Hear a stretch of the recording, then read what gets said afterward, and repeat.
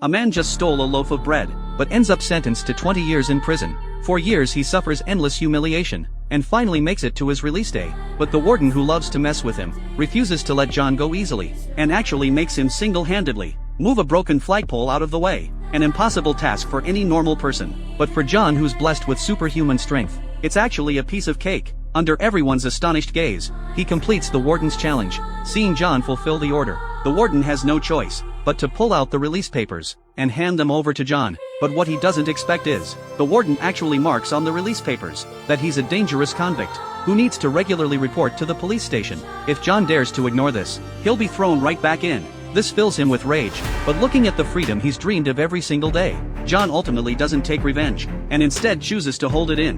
Walking towards the light of hope, John finally walks out of prison. Now homeless, he can only wander from place to place, but everywhere he goes, he's rejected by the locals, all because of his identity. Everyone who sees John throws stones at him, humiliating him for being a criminal, and the local law enforcement would also beat John up to teach him a lesson.